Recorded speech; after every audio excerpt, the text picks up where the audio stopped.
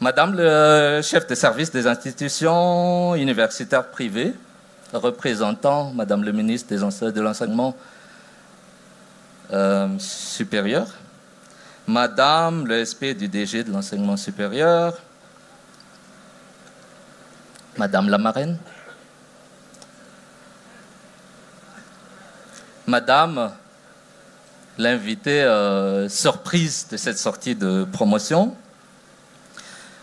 Monsieur le recteur de l'ISPM, Papa.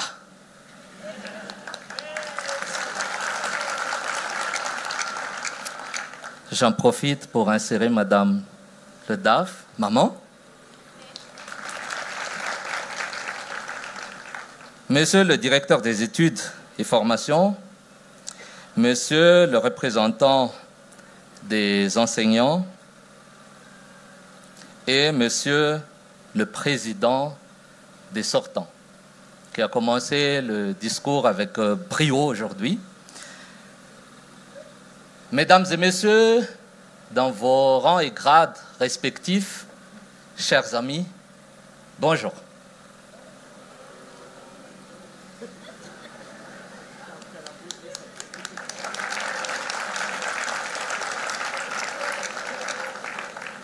Je m'appelle Prosper Insialoun et je suis très honoré d'être invité en tant que parrain de cette promotion. C'est un grand honneur pour moi et merci à l'ISPM. Tout d'abord, mes félicitations aux 300 diplômés. Je suis très content qu'il y ait plus de femmes que d'hommes.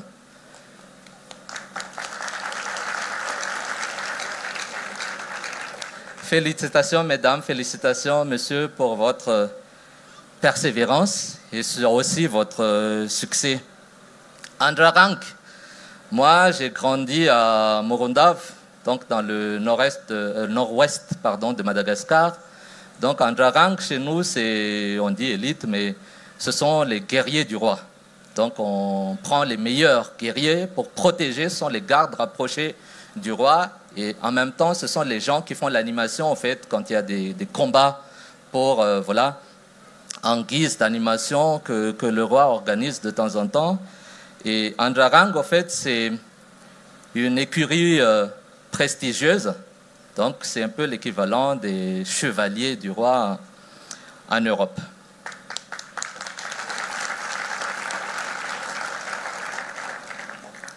Je vais commencer par 2 points. C'est l'effort et la résilience. Vous êtes diplômé, donc vous avez la licence, vous pouvez commencer à chercher votre premier boulot, ou bien si vous voulez continuer, ça c'est à vos devoirs. Mais ce que j'aimerais dire, c'est que un diplôme, c'est un début, c'est pas la fin. Il faut faire des efforts. Le diplôme est une clé pour ouvrir les portes. Mais après, il y a une succession de portes que vous allez ouvrir dans votre vie.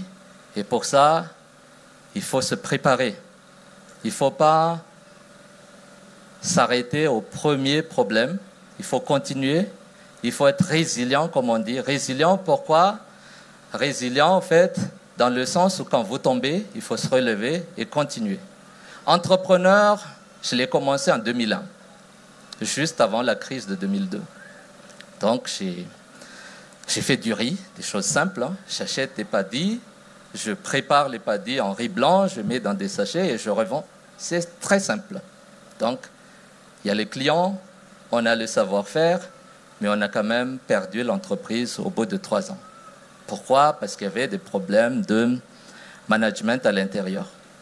Voilà, je me croyais patron déjà, donc je n'étais pas trop à côté de mon entreprise. Mais une leçon que j'ai apprise, c'est que quand on tombe, le plus important, en fait, ce n'est pas de tomber, mais c'est de se relever après.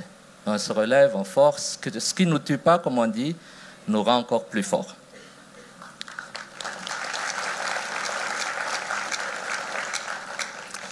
Deuxième point, c'est la valeur et la communauté.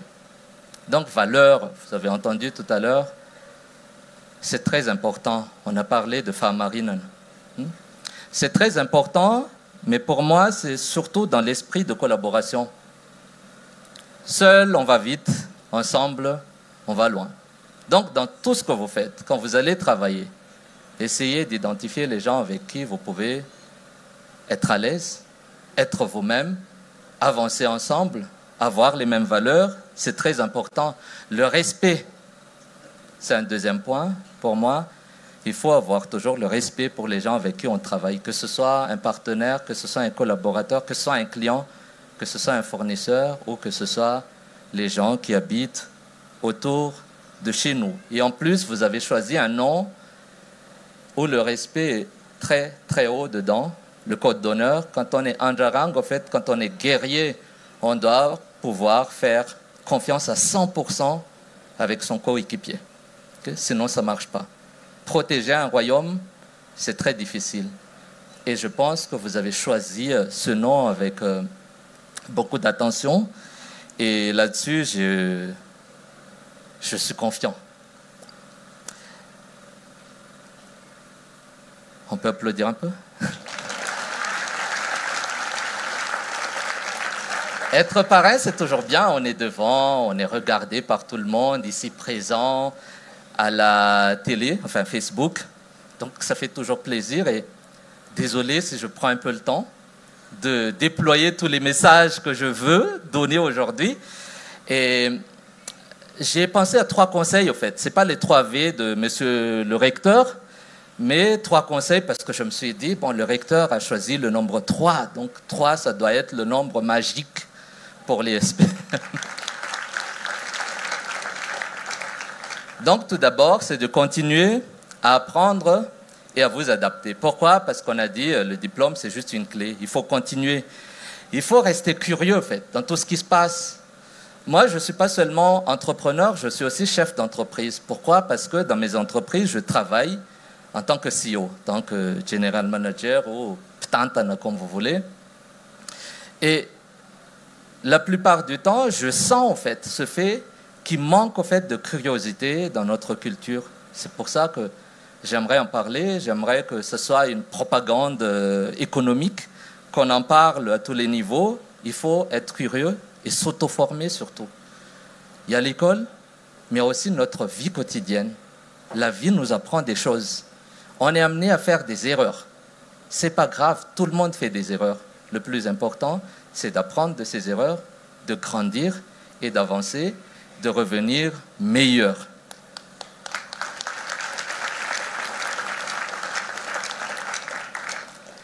Deuxième conseil, c'est d'avoir une vision claire et l'audace. Pourquoi une vision? Parce que si on ne sait pas où on allait et où on va, ça devient compliqué. On commence par quoi alors? Qu'est-ce qu'on fait? On tourne en rond. Donc, dans tout ce que vous faites, il faut toujours au moins se fixer un objectif. C'est quoi l'objectif? Aujourd'hui, on est content, on a son diplôme. Là, je ne me voile pas la face. Vous allez, certains, hein, je ne dis pas tous, boire. Donc, vous allez faire la fête. Demain, il faut commencer à voir si ce n'est pas encore fait. C'est quoi, en fait, le next step, la prochaine étape? Qu'est-ce que je vais faire de ma vie? Qu'est-ce que je vais faire, en fait, pour continuer à atteindre ma vision d'ici 10, 20, 30 ans? Il faut imaginer, en fait, déjà ce que vous voulez être. Vous voulez être où? Au Vatican, comme votre collègue qui vous a précédé? Ou être DGA dans une entreprise comme vos prédécesseurs? Et il faut travailler en ce sens. La passion, c'est quelque chose qui vous guide. Donc, quand vous avez une vision, il faut bien sûr avoir une passion parce que vous n'allez pas faire quelque chose qui va à l'encontre de ce que vous aimez. Mais dans tout ça, il y a toujours des risques à prendre. Est-ce que je vais dans A ou dans B? Et là-dessus, je vous encourage à y aller tout simplement. Il faut écouter votre cœur. C'est ce que je fais personnellement. Ce n'est pas un calcul mathématique. Surtout pour les ingénieurs ou ceux qui aiment le calcul. La vie, que ce soit en entreprise, n'est pas un calcul mathématique. C'est votre cœur qui doit vous guider. Quand vous pensez que c'est bon dans votre cœur, allez-y. Si vous vous plantez, ce n'est pas grave. Demain matin, on se relèvera, on est encore jeune, on a le temps. Troisième conseil, c'est contribuer à la société. La société, c'est ce qui nous entoure, c'est notre communauté. Il faut être, comme je disais tout à l'heure, des leaders, des modèles Famarinen. Même dans la société où vous travaillez, il faut que vous soyez le leader, la personne qui guide les autres, ses coéquipiers, ses collaborateurs. Donc voilà, encore une fois, en guise de conclusion, je vous félicite tous pour vos diplômes. J'ai confiance en votre capacité quand je regarde vos yeux.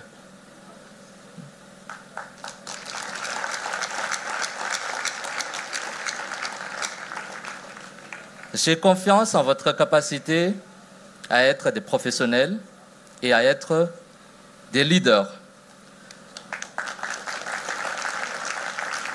Vous êtes les Andarang d'aujourd'hui, vous êtes les Andarang de demain. Soyez fiers, soyez audacieux et surtout, soyez vous-même. Merci beaucoup pour votre attention.